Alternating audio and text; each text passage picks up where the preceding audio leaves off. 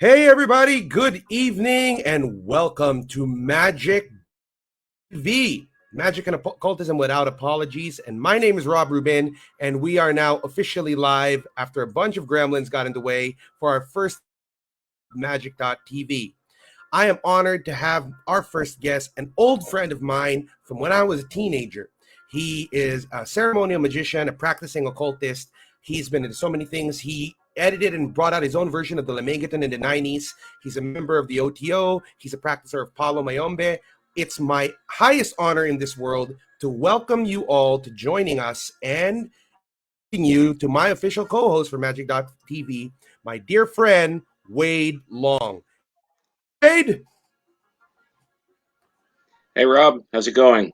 doing great, man. Welcome to Magic.tv, Magic and Occultism Without Apology. So did you ever think we'd be doing something like this together, my friend? I actually did.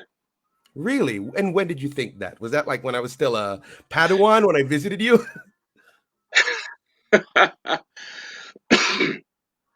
Honestly, uh, I'm kind of surprised no one's done this earlier. mhm. Well, I guess it was meant for us, brother. So you know what? Let the world get to know you. Okay. For those of you guys who don't know, I had the honor of meeting Wade when I was 15. I was still wet behind the ears of the and it was Wade who introduced me to the practice of the Gosha. And I know that Wade's been. I just wanted to ask all of you, or do you ask you to share to everyone, tell occult history. How did you get into it? Where did you start? Where were your beginning points? Please share, everybody, your own journey as an occultist and a ceremonial magician.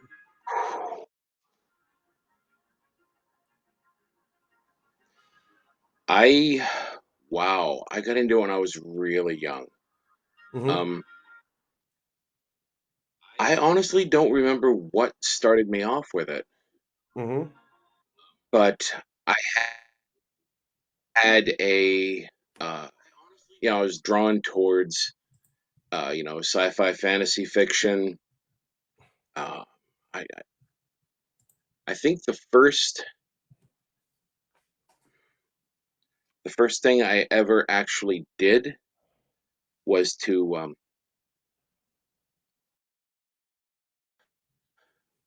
think I made it snow once. Wow. How'd you do Oh, that? actually, I remember even before that, I had been, I had been, we were living in Pennsylvania and the house had water from a spring that went up Mm-hmm. the mountain. And there was a person that lived partway up the mountain that he had gone ahead and cut the spring line to all Mm-hmm. the houses on the mountain, figuring that if they didn't have any water, he could buy them up cheap. And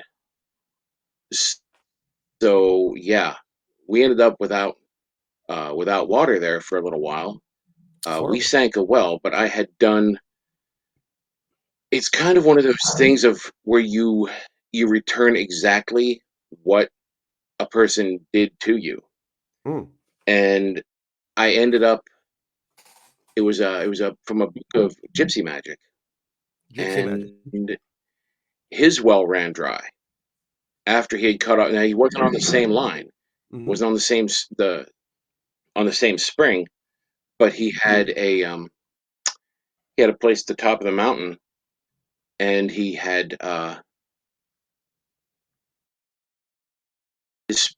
his well ran dry, so he had no water, and the rest of us at the bottom of the mountain sank wells, and we put it so we had water and he didn't, Mm-hmm. instead of it being the other way around. Amazing. So, That you was know, the one of first thing that I can remember having done. one of the things that I knew you for, that I remember when I was a young teenager, I called you up and I asked you about the Necronomicon, and you gave me a lot of information about that. But you were the guy who got me into the Goetia. So how did you find your way into practicing the Goetia? I mean, do you have like a story of how you discovered this? Or by the way, got somebody on the chat line, Jan, saying 93, everyone.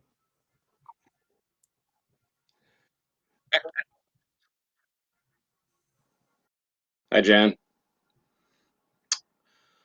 The oh wow, the Goetia. I was in college, I was attending Penn State at the time, and a Mhm. friend of mine had shown me the book. Mhm. I'd had a copy of it from before, but we sat down and we were looking over the various spirits in the Goetia, and Mhm. we had I was actually living in his house. I had rented out the downstairs, and I had a fairly large room with a pool table and a fireplace and all that other bachelor stuff. And the one night we figured, well, let's, you know, nothing else is going on. Let's go ahead and summon something out of this. So we What's broke going out on? some Let's just summon a impromptu demon. robes. Yeah, I'm bored. Let's summon a demon. And Oh, so man. we got some impromptu robes. We lit some candles, and we had the whole thing set up. And I went through and I'm doing all of the rituals. We had just done a basic circle fasting with salt, uh, essentially zero protection.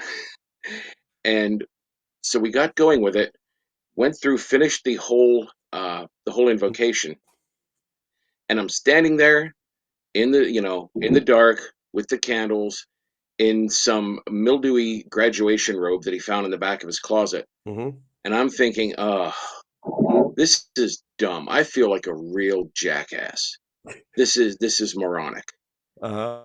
And then as I'm looking, I'm seeing from the shadows of the candles across the room, I'm seeing something floating across the wall and kind of making a shadow between the candles against the wall. Mhm. And just for a second, I would have given anything to feel like a jackass again because I was terrified. For whatever reason, it had never even occurred to me that it would actually work. Do you remember which spirit you summoned? So that was my first experience with it.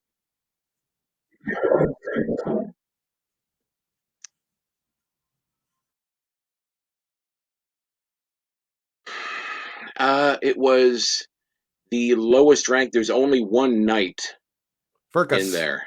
Yeah, Furcas. I try not to say their names unless I'm working with them, but he was Okay. the lowest ranking knight. And because I figured for some reason, well, he's the lowest ranking, he'll be easy to control. And I don't know why I thought that. I just did. Mhm. But I don't think we even asked him for anything Mhm. because we had never even set up any kind of system for scrying or any of that. We just summoned him to see if he would show up, and he did, You and we did. had no plan after that. Result that you got him to do it, or he just pop his head into your lives and just showed himself to you? Yeah, we got him to show up, and we gave him the license to depart, and he went away. And then after that, did you like make it a regular practice of yours to practice the Goetia and like delve deeper into it? We worked with a variety of spirits. We ended up kind of ruining a forest behind my friend's house, Good Lord. but that's kind of a crazy story. But the working with the Goetia, we hadn't really figured out the whole thing was scrying yet. Mhm. So we would summon them, tell them to do something, and send them off without getting any feedback from them. Really? And we got more often than not, we got fairly consistent results. So I remember you released your own edition of the Lemegeton in the early 90s. What drove you to going so far as to contributing to the study? I mean, what was the motivation for doing that? I remember reading in the book there was a lot of gremlins that came out to prevent it from happening. So share what actually inspired you to do that book and what it was like to do it?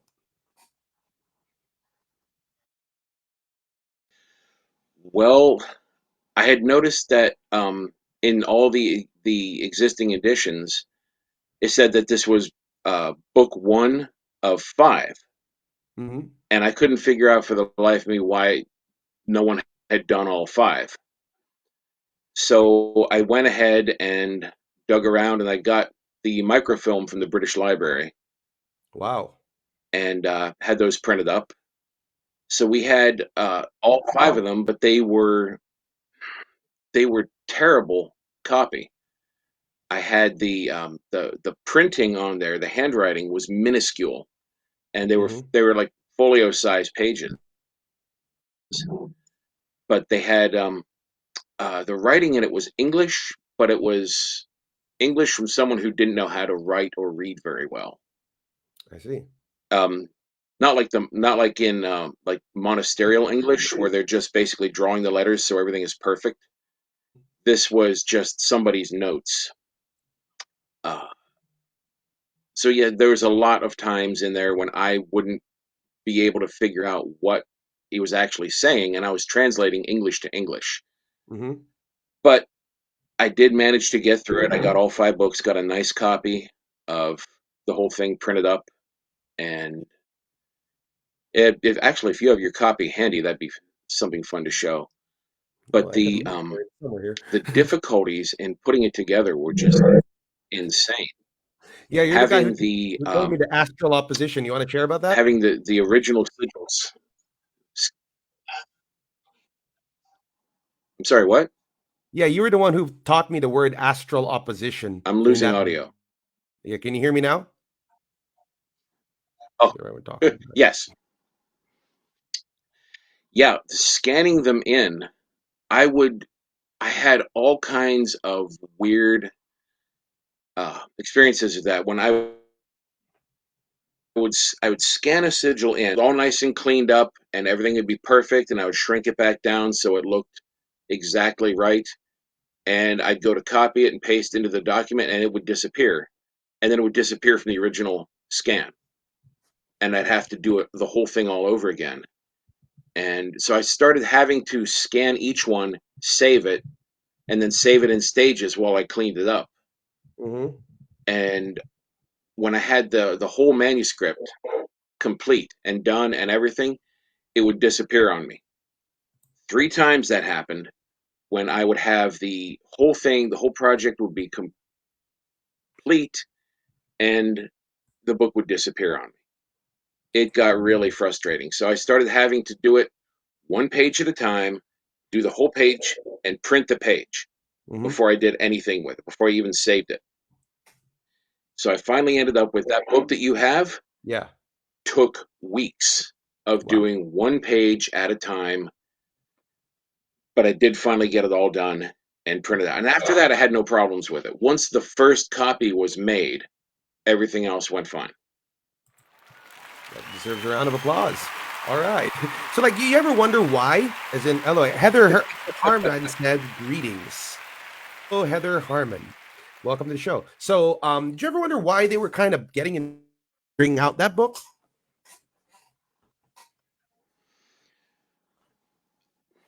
You cut out there for a second. Did I ever wonder why what? The energies that were trying to prevent you from coming out with that book? I don't think they were trying to keep me from coming out with it. Mm-hmm. Honestly, I think it was kind of the Three Stooges trying to fit through the door at the same time. There was so much going on, so much energy going on with this whole thing because working with the original sigils out of the manuscript uh, either woke them or started creating an energy that disrupted the electronics, or honestly could just be crazy luck. A lot of weird things were going on around it, and I pretty much had to just about cast a circle around the computer and have the whole area isolated just to work on it. Maybe we should do that before the next episode of It's kind Magic of like, TV. you know, doing it live is ballsy. Well, we got some comments But here yeah, we had in the guest so session. much going on, like trying to bathe a bunch of kittens. Uh, yeah. Anyhow, we got some comments on the guest session. I want to add them. Ken says, my iPad pad kept crashing when I was drawing Belial. Is that something to be expected? That'll happen. All right. And another one, I Jan think is they get excited. they do. Jan is saying we had a couple of Zoom glitches during our book club sessions on Goetia. We called one of the spirits as a lowly duke. Big mistake. LOL.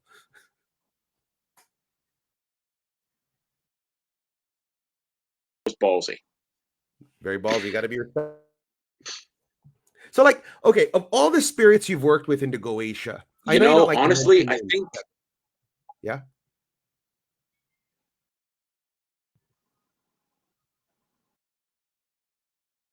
still there? are you there? Yeah, I was gonna say. Let me just ask you a question. Of all the spirits you've worked with in the Yeah, I'm Goetia, here. who can you say you've had the most success with from them all? Is there any one particular that you can really say, yeah, you got to work with this guy? Oh, absolutely. Um, Name starts with a V. Mm, V. Yeah, I don't think you want to say it, but it's Va. V, right? VA. And excellent. What was the experience you had working with him? For those of you who want to know, send a V is in message and we'll Victor. tell. Oh yeah, so we'll probably be able to reveal it later on in the episode or in the group page who it was. But then, what was your experience working with this spirit? I've had so much reliable information from this guy that Mm-hmm. I had to make I made a spirit mask basically with Mm-hmm. him on it, and he's actually hanging on the wall of my room right now. Wow, I need to And see a after you photo of work with that. him long enough, it just becomes automatic. They know what it is you're looking for, and they will produce it. Amazing. All right, let's do a little bit of a shift. I knew that in the time between we didn't see each other. We ran out of touch with each other for like 10 years. You got in there. What caused you to shift to that form of practice, if you don't mind me asking?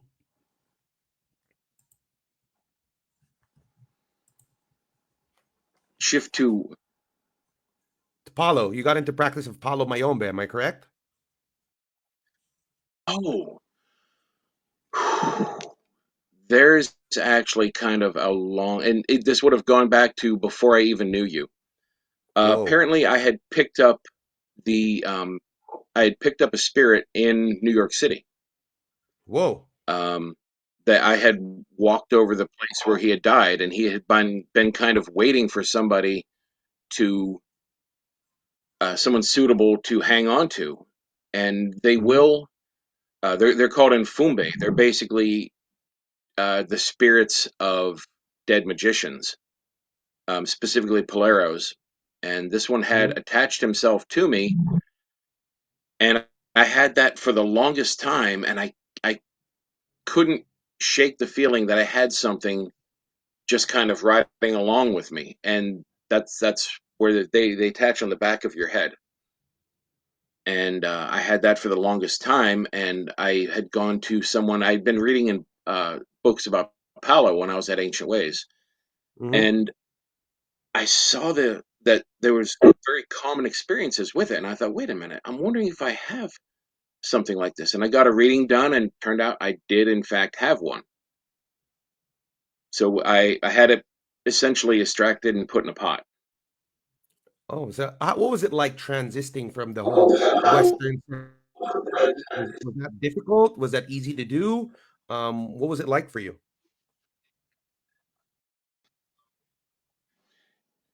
It was fairly easy, honestly, because I'd been working with spirits for so long. Mhm. Amazing. So, like, would you say that like that has furthered your abilities as a magician, or did you say was it like something that you would recommend that people mix the two, or is it something that like you'd say, hey, I'm not really into doing this, or this is only for the strong-willed? What would you say about that? I almost never recommend mixing traditions Really, why not? at all.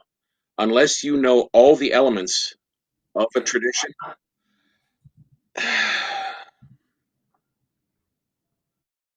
Well, cake is good, concrete is good. You don't necessarily want to put concrete in your cake. That's a good way of putting it. It's a really good way of putting it.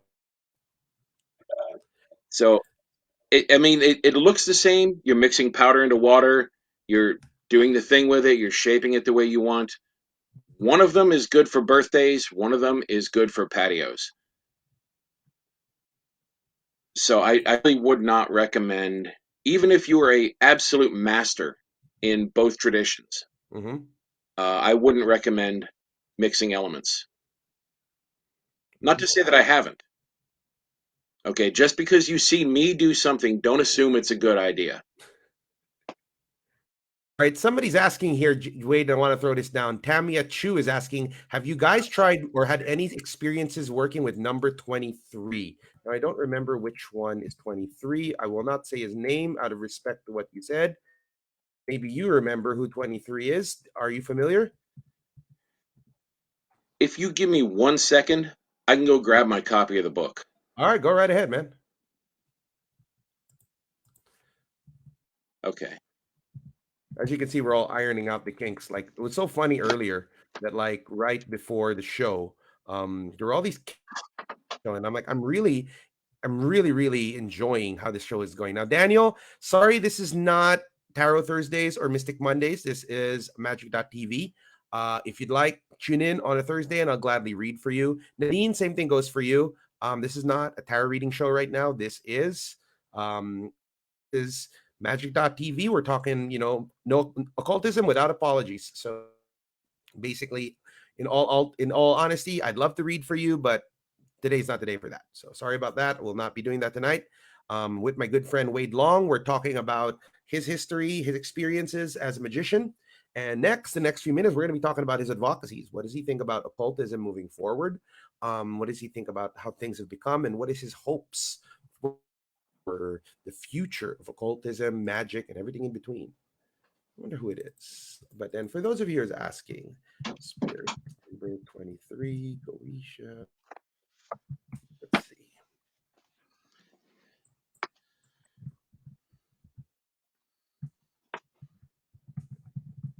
I'll just look it up the manual way. I didn't bring Back. my welcome back, Wade. Which one is number Thank you. 23? Can you give me the first two letters? I managed to find my copy of Uh-huh. the. Let me make it 10. Whoa. Yeah, 23.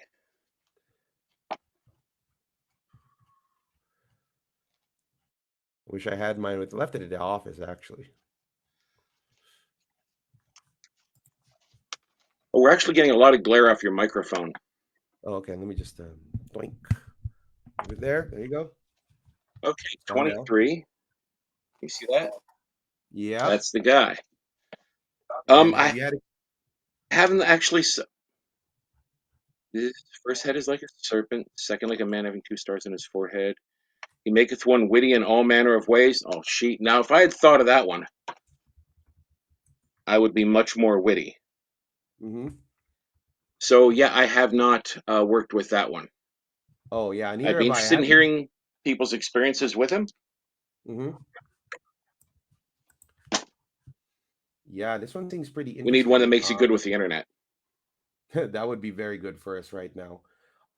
Looks like it's Venusian, so it seems not too difficult to summon. But remember, boys and girls, if you're going to be doing any kind of evocation, be sure you're ready for what you're doing because you don't want to get eaten up by these kind of things. Good friend of mine named Elzo is asking a question: are people good on being considered magicians, or are they ones called whisperers? What can you say about that, Wade?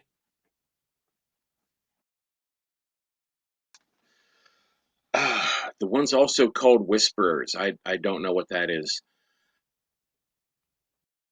Wade doesn't know what a whisper. Yeah, it's the first time. It's the first as well, Elzo. So, I mean, we'll have to look that up. But then I think he's pretty much asking that, like, if you're good at manifesting, are you considered a magician? What's your take on that question?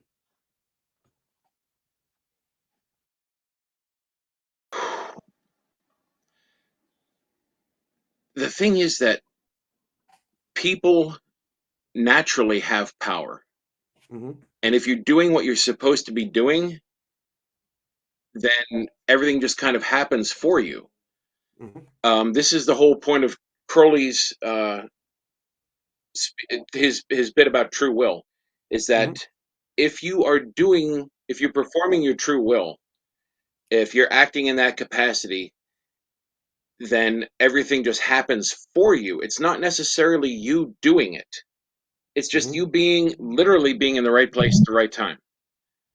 If you look at the universe as a big machine and all the parts fit together and move in the right place, everything works. Hmm. But if you're not, I mean, so if you're in the right place, if you're doing what you're supposed to be doing, you're performing your function within the machinery of the universe, everything happens for you because it's also supposed to be there at that time. It's not necessarily you doing it.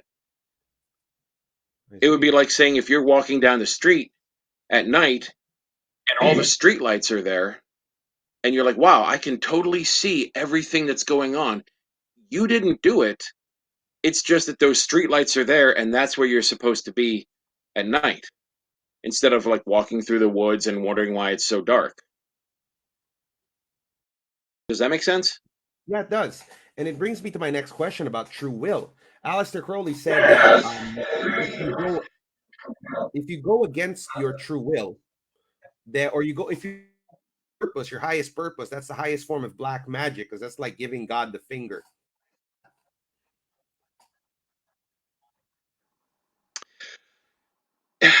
Really, it's just making life difficult for yourself. Hmm. It's, like, well, again, to go back to the streetlights metaphor, if you're trying to get from this side of town to the other side of town, and you're taking the streets, you've got your skateboard or your bike, and you're just cruising along, you enjoying a nice cool breeze, all the lights are lit, streets are smooth. If you're going away from that, and you're walking through the woods, and you've got coyotes and raspberry bushes with thorns all in you, and you're talking about how life is so difficult for you, it's because you did that for yourself. See?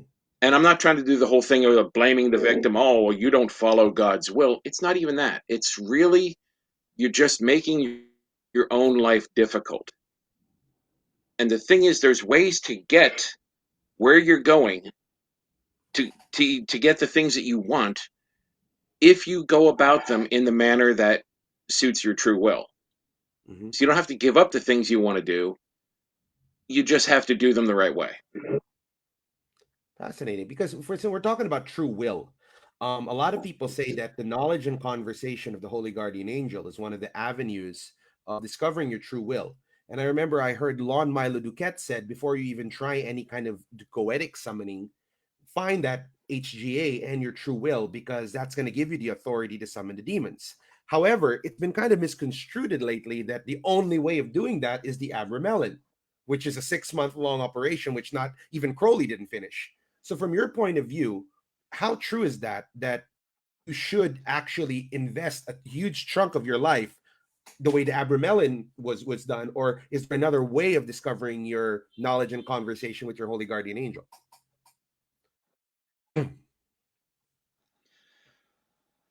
Well, again, this kind of goes back to the natural state of mankind.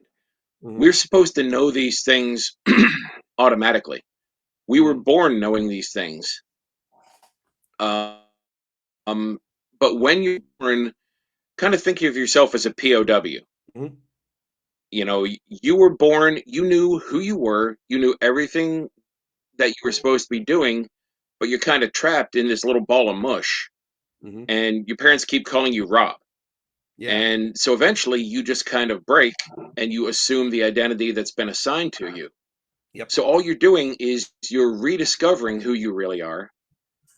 And if you have if you have this experience naturally, and a lot of people do, for a lot of people it just kind of comes back and they fall into their natural role organically. Hmm. I remember back in the 70s and people would talk about, oh, I'm going to go to California and find myself. Hmm. That's what they're doing, usually with a lot of drugs. I don't recommend it. But the knowledge and conversation is sort of an artificial end run around this whole process where you can externalize your true self and then interact with it. as if it was someone else. But it's not, it's you. And ritual or a working as heavy as the Abramelin is necessary, or are there other ways to the same outcome?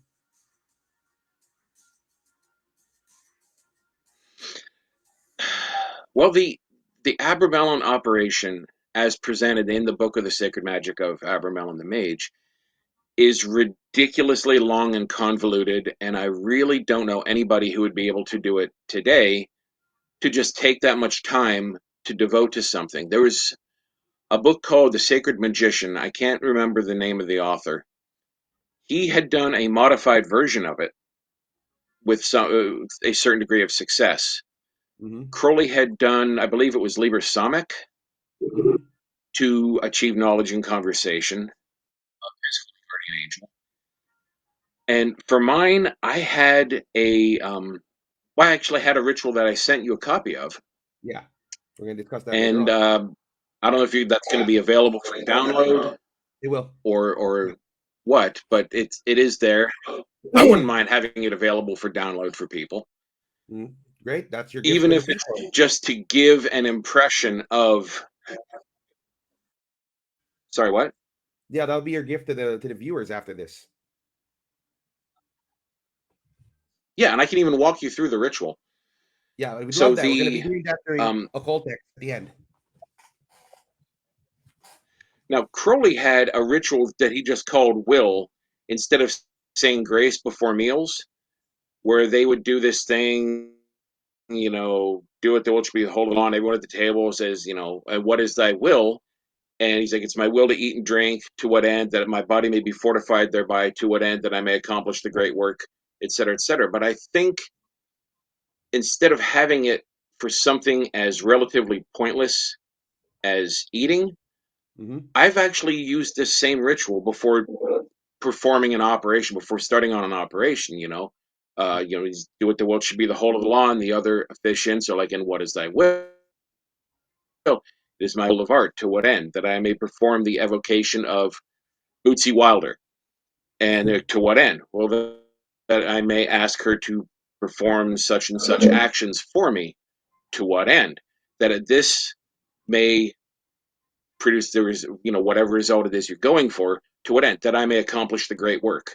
Even Mm-hmm. if you haven't achieved knowledge and conversation of your holy guardian angel, you can tap into that same sense of authority, because if you look at your true will like a river that you're trying to get with the current on, literally tying this ritual in true will give it that extra momentum. And even if nothing else, it'll get everybody focused the um, on the operation at hand, and it kind of lends a little extra punch to it.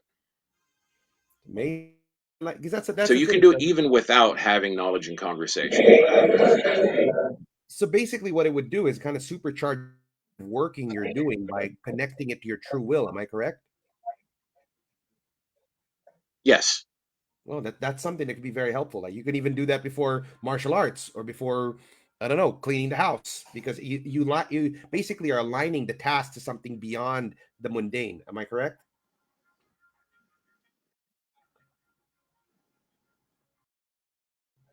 that's correct. Yes, Awesome. anything that you are trying to do that will affect the course of your life. What is your will? I want to do a radio show. I want to do, you know, I'm taking these particular actions today. To what end? That I can Hmm. get the word out to more people, spread my work. To what end? That I may accomplish the great work. The summum bonum, true wisdom, and perfect happiness. That's epic, dude. All right, so let's go now to the current event kind of things. You told me when we started talking again that you moved up north in California, and it was kind of like the Dagobah system that you went into Hermitage. I'm sure you've been watching things from a distance, but all hands on deck. What can you say is the present state of occult to what it was back in the golden age in the 90s? What's your take on things now?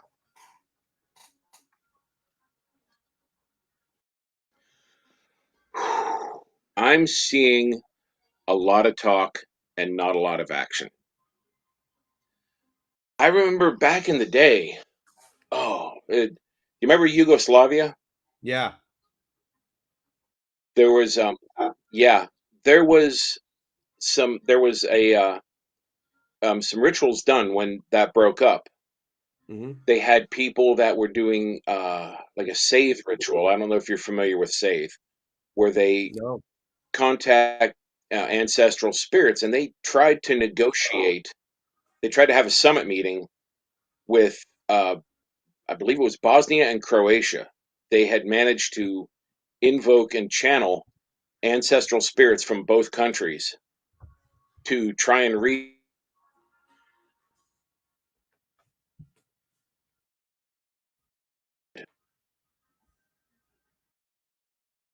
Can you say that again? You kind of cut out. Try and. Back in the 90s, Yeah. Go ahead. Go people ahead. did crazy stuff.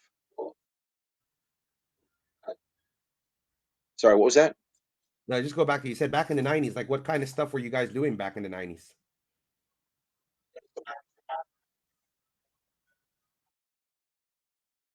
Well, there was that save.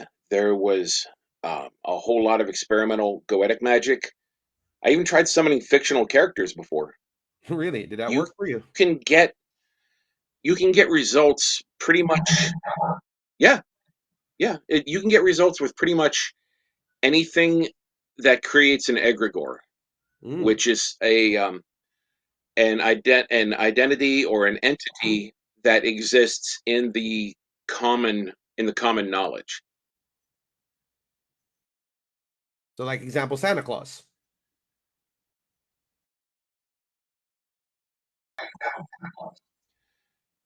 Yeah, I don't know how much he could actually tell you. Probably tell you if somebody was naughty or nice, but um, you you could kind of push to get a particular Christmas gift. That would be pretty epic. Maybe we should try that one of these days. Because I remember early in the '90s that they were saying that the Bay Area was one of the center modern chaos magic, and a lot of people were doing a lot of interesting things. Nowadays. It just seems to be just watered down. What's your take of things on chaos magic and magic as a whole as a practice? People are talking, but they're not really practicing. What's your observation? Is it because people got lazy, or is it because people just figured out sigil magic? I mean, what was the problem? What caused it? Well, the the thing that kept the chaos magic so active in the 90s was that groups would fragment Hmm. constantly. You would have, this particular group, and then they would have, a schism or whatever, and that would break up into two or three groups, and they would break up into multiple groups, and then they would trade people back and forth. So there's a constant influx of everybody's trying to outdo the others, but they would the constant, new blood, new energy, the whole thing of, oh, hey, we're going to create this new group, okay, and now coming out and they're doing all these cool experimental things. They had I believe the book is still online. The Autonomatrix had the Corpus Fecundi, Hmm. where every member was expected to contribute something to it. So you end up with this massive collection of people's personal rituals.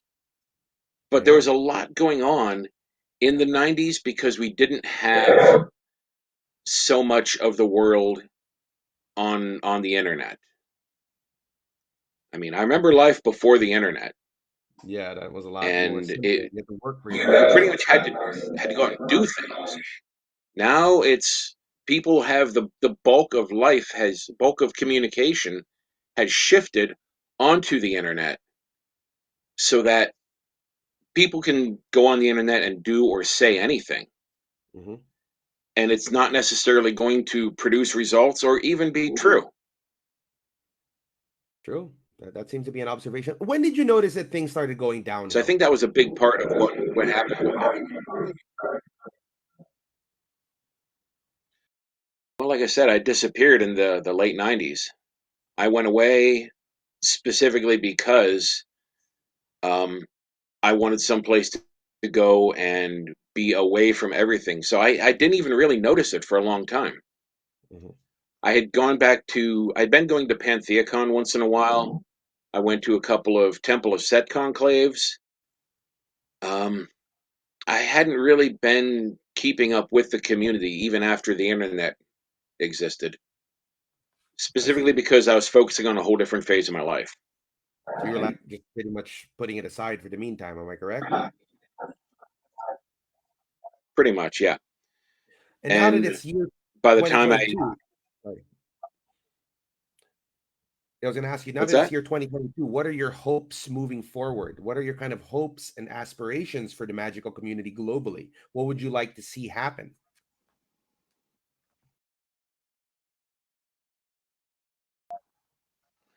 I'd like to see some of that energy from the '90s coming back. I mean, '90s are gone, but the energy, having people that are that fired up, that the levels of creativity uh, would would just be amazing to have back.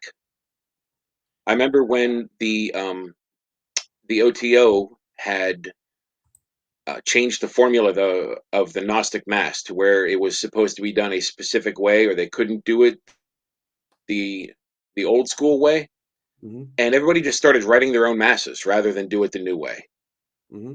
So there was this whole uh, it's almost a year of people just having these off the wall creative experimental masses, and every week you'd have a whole different mass to go to. I'd like to see some of that energy come back again. That makes two of us, man. Anyhow, we have a question from the chat to read it out to you. And it says, your bio in one of the pub mats in this page mentioned that you were a personal student of Ebony Anpu. What was it like working with? Did you ever get into his hawk and jackal system back then?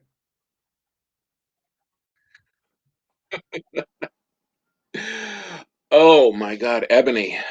Ebony was one of the most colorful characters I ever met in my life. I remember the first time I had met him. I had gone to I'd gone to another to a bookstore in the Bay Area, and I had asked the guy about the OTO, and he got all cagey about me, and he said, "Are you a member?" And I said, "Well, no." And he was like, "Well, I don't think they really exist." And I'm thinking, "Well, that you're just a jackass. You're gonna tell me it doesn't exist?" And I had wandered into Ancient Ways, and I saw that there was a flyer on the bulletin board for the OTO. Hmm. So I'm looking at this, and I'm going, "Huh, okay." So the other guy was being a jackass, and I'm looking at it, and as I'm looking, I'm gradually becoming aware of this figure looming over my shoulder, and I kind of look out the corner of my eye, and it's this tall, skinny guy with wiry hair and big, crazy eyes, and he's like, "You looking for the OTO, huh?" And that was how I met Ebony Onpu. But working with him was amazing. He was working at Ancient Ways at the time. I was still in the military, and he was doing classes. So I would take a bus into town to go and take his classes. And aside from his complete misunderstanding of the Socratic method, he was an excellent teacher. And if you, he had a standard line every time you'd say, "Hey, has anyone ever done this?" or have you ever tried this? He would just say, "Keep a good diary." And I'd say, "Why?" He's like, "So we can piece together what happened after you die." We're like, "Okay."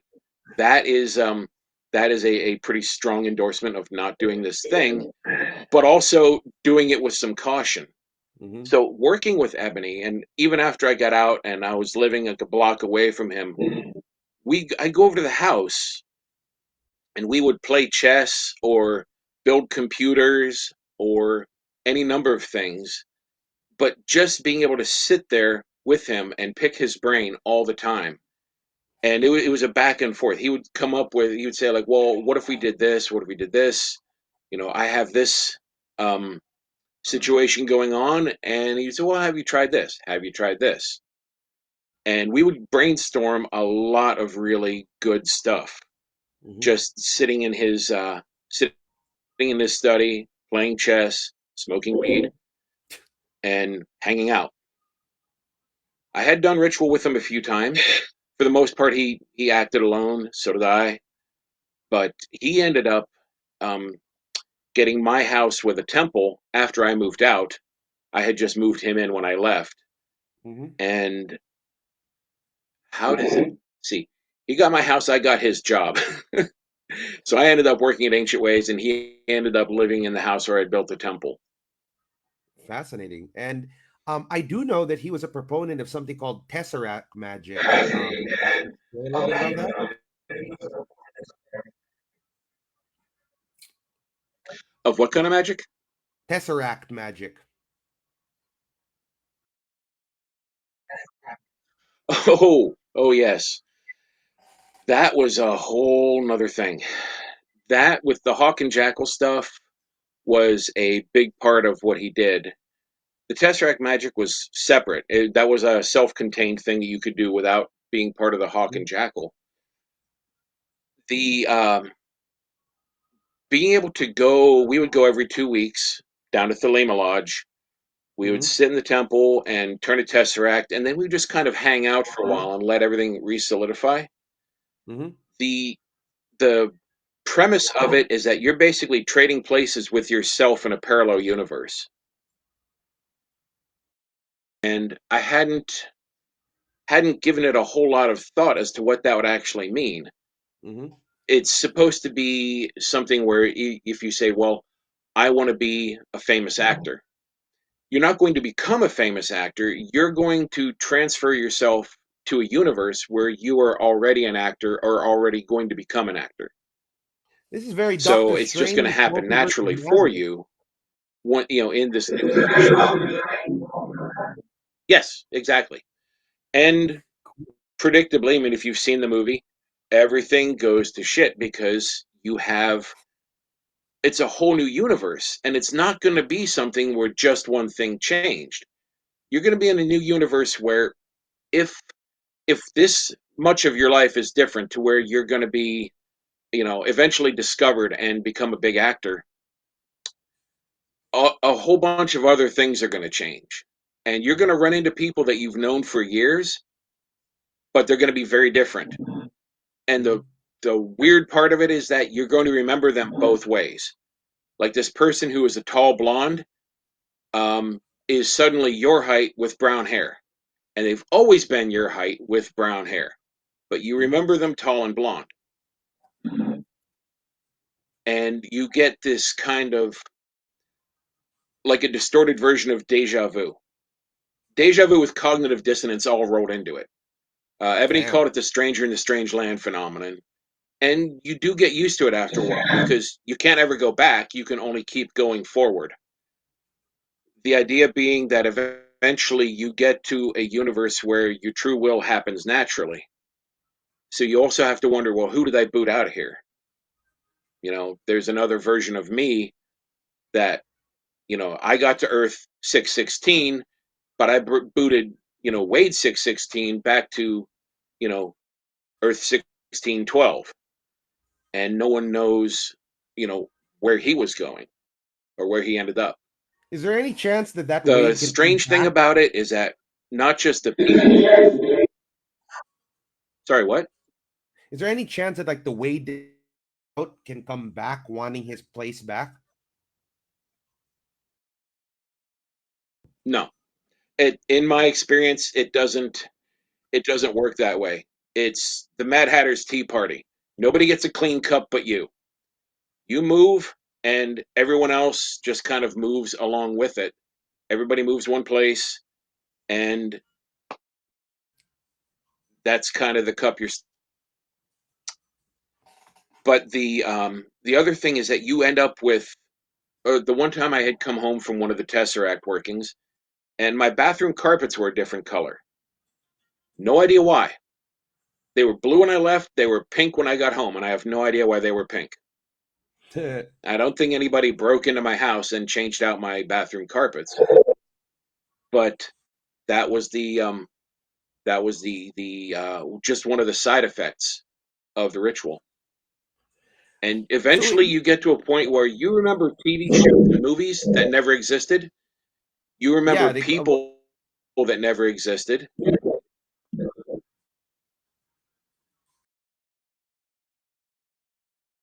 I but lose you? no, I'm here. I'm here.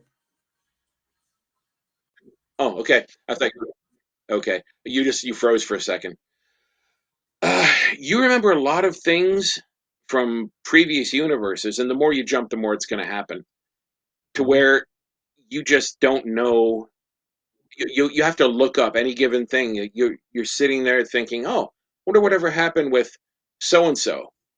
This person I knew from high school, and then you look them up and they don't exist. And you go and you look at the yearbooks and they're not in there. And after a while, you just start to kind of accept that you don't know what's going on in this universe. Fascinating. Fascinating. So would you consider it dangerous? Is it something that people should play with, or is it something that like, hey, don't play with that Rubik's cube?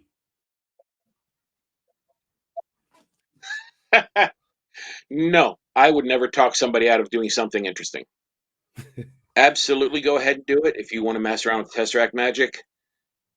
Be aware that a lot of things are going to change for you. We should have a segment just about Tesseract Magic. If you guys would like to have a talk with Wade again in the future, we're just going to talk about Tesseract Magic, how to do it, how to practice it, and how to jump into the multiverse of madness, because that's now the flavor of the week. All right, now going back to the whole things, what is the biggest weakness nowadays with occultism that was not present in the 90s from your point of view?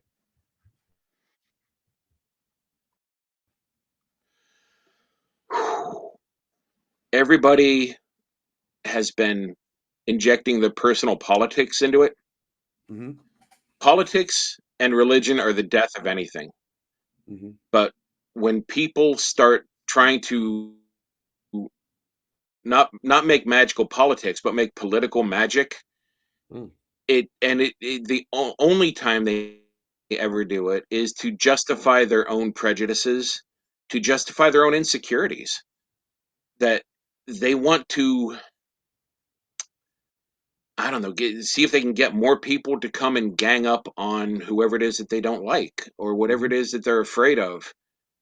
I see a lot of people that they're like, well, I want to promote this race or I want to promote this gender or we have to stop this and this.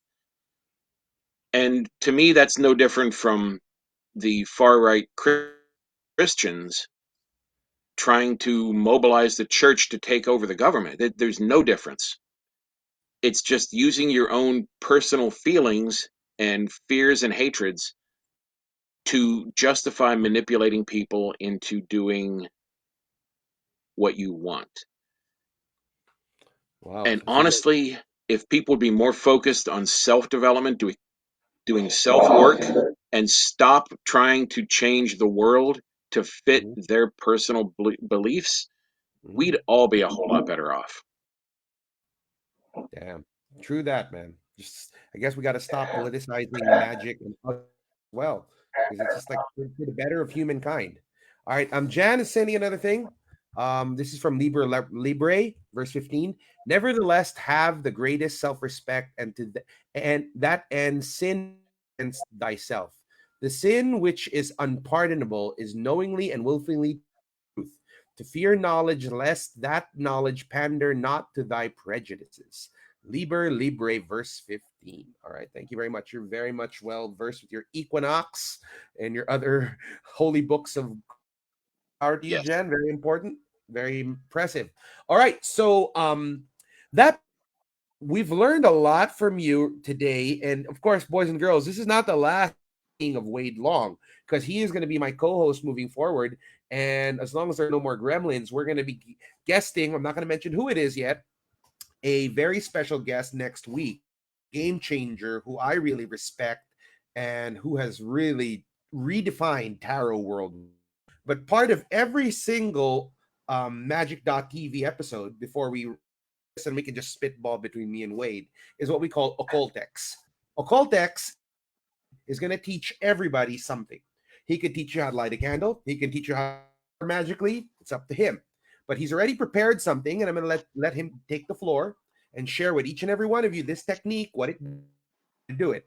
Now, if it is what I think it is, a transcript of it will be available on the magic.tv fan page. You can download it there. It's been, of course, approved by Wade. I just need to edit it, not edit it, but lay it out a bit to make it be related.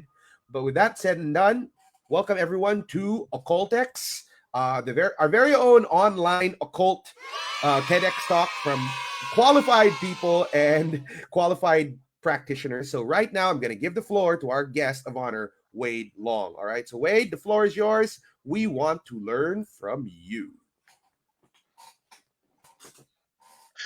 Well, as I had mentioned earlier, there is that ritual that I had used to attain knowledge and conversation of my holy guardian angel. But also, it can be used as an opening ritual. Say you would do your pentagram ritual, your hexagram ritual, your opening by watchtower, whatever it is that you use to open, and then you would do this, and this would kind of tap into your true will as a current. You do this particular ritual. I followed the naming of it. I had no idea what to name it because it was just that thing I do before I do the other thing, which is a The thing I really, do, it by the sounds way, good in Latin. So I called it the rock crystal because that ties in with the star ruby and star sapphire, where he had given mineral attributions to the different activities in the different magical acts in 777. This one was attributed to the 10th sphere, to Malkuth, and the associated magical act was the knowledge and conversation of your holy guardian angel, which I also thought was interesting because rock crystal is what they used to use to make scrying balls. Is they would use rock crystal, which it was different from quartz, apparently on the list. So the ritual started out with uh, basically all of the stage directions are in there, but you start in the center, and as you go, you're tracing a unicursal hexagram on the floor. You go from the center to the northwest to the south to the northeast, and the original inspiration for from there to southwest, north, southeast, and back to center. But the original inspiration of this was Crowley's poem "One Star in Sight," which is just mind blowing. I've always loved it, and I realized at one point I was making a really nice calligraphy copy of this. I realized that there's a ritual contained within the poem. okay. That there's three verses basically of longing and despair, and then three verses of of a return and hope, and then a final verse of synthesis. And I was thinking, like, this sounds an awful lot like the way he described in the Book of Lies, when he described the tongue of prayer, the ascending tongue of prayer, and the descending tongue of fire. And I thought, hey, wait a minute, there's a reason for this whole thing, and I crafted the ritual around it. And at the end, when you return to the center, you invoke Sol. You draw the invoking hexagram of Sol, but you use the unicursal hexagram because this is the same movement you've traced out on the floor of the temple. So this basically creates that invocation of that. I'm not sure how else to explain it. It seemed just really elegant when I came up with the idea from this poem. But I don't know if you've had a chance to look at that. Yeah, I I did. did It send looks it. Anybody else who would right now. What I mean by having it cooked is we're having it laid out so it has with the magic.tv bread. But if I'm going to explain it to the newbies, basically, this is plugging any activity into true will. Am I correct?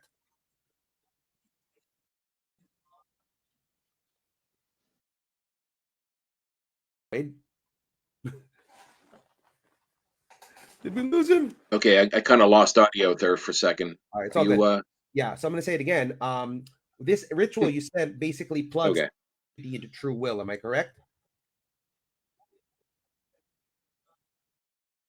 Yes. All right. Yeah. So go ahead. It's kind of drawing out your true self, drawing out your holy guardian angel to um, give a little extra momentum, a little extra authority to your work. So it's basically a magical steroid shot.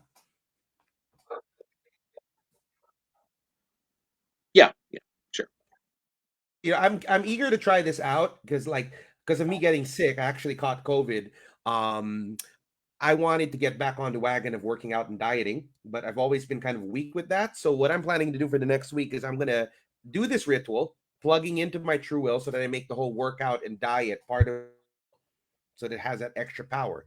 Then in the next episode, I want to share with you how that worked for me, and more importantly, some things that I've been working with. Now, before episode, I wanted to ask you one thing. Recently, and I've made a deal with this, and you can notice that we have a patron in this show, and I will say this name. I have worked with a certain spirit in the Goetia called Belial. And I wanted to ask you what your experience has been working with him in the past.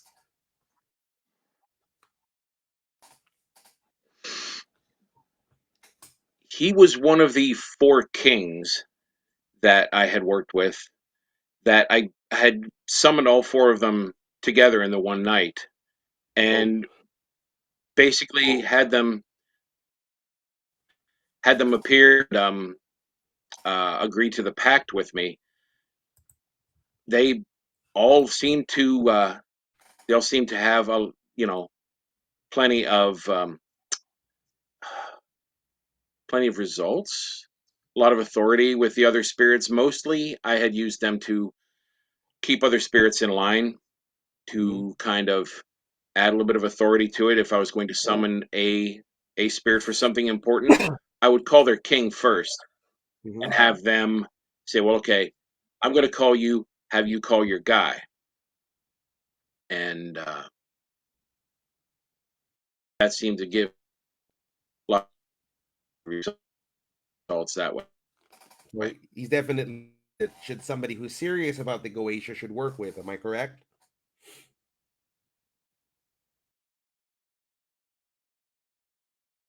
Yes, he was easy to work with. He was very respectful, very reliable, Mm-hmm. and I honestly, I think you probably could not have made a better choice as a patron for the show. Yeah, I actually put us together. For those of you, I'll share with you guys a story, and if you don't mind, I will share this.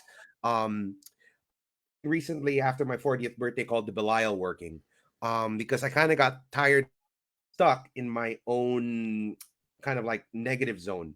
And my apprentice actually recommended me. He said, "Hey, Rob, if you want to get to the next level, try working with Belial."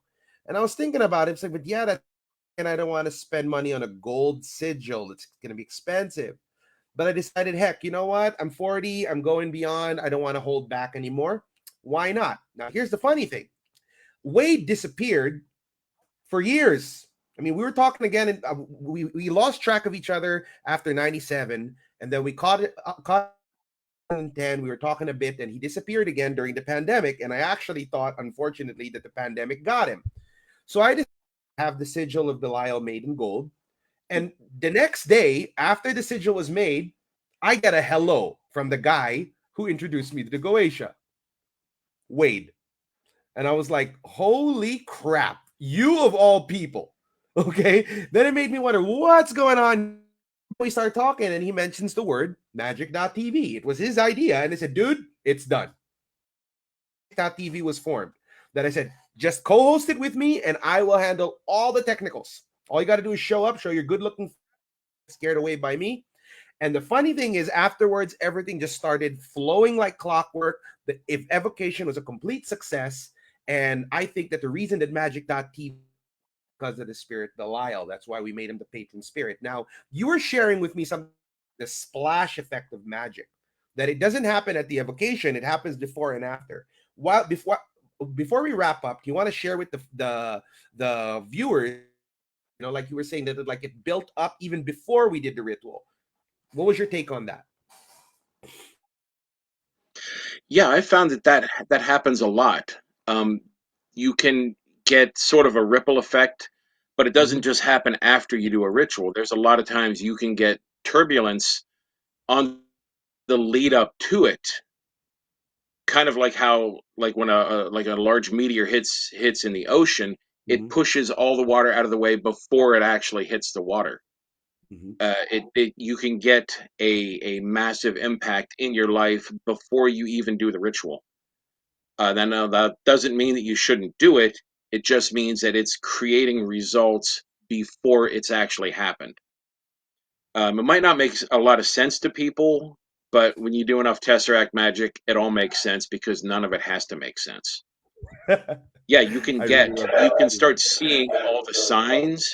You can start seeing a lot of effects. You can people can show up out of the blue. It was Like, the strangest thing. Um, I had gotten a notification that I had a Facebook message on a separate account that I have like 4 or 5 accounts that I just don't use. But I had gotten a notification on there. So I go and I look and it's just something spamming, and then I saw I had a message from you. And I thought, huh, I'm gonna go ahead and get a hold of him back on the original account and just say, hey, because I felt like it would have been rude to just sort of leave you hanging there. And I think the other message had been from a year before, but it was strange that it just happened to be that day. And you get used to stuff like that happening. yeah, you do. And remember how I shared with you the other funny thing that happened? This is for the viewers. This is one of those things. This is one of those things I wish I had peppered to the whole story. That when I was already preparing for the ritual, I was gathering in materials, putting the ritual script together. I was even having this made. I was on my phone, and randomly, I was literally holding the key of Solomon in my hand. Some guy I barely knew tried adding me on Facebook, and his name, King Solomon, wants to be your friend. I'm like, what? Now, what the fuck, man? I was just like, what are the odds of that? And then I straight up told him and said, hey, man, I don't know you. This is weird. Look at the book that's in my hand, and you're adding me. Who are what do you want? I said, oh no, we met in jujitsu. I said, okay, nice to meet you, but this is trippy.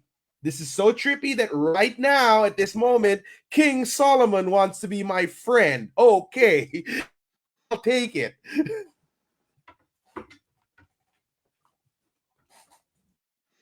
So yeah, it's like one of those things, man. It's just like Good when the times. weird shit happens. Yeah, good times.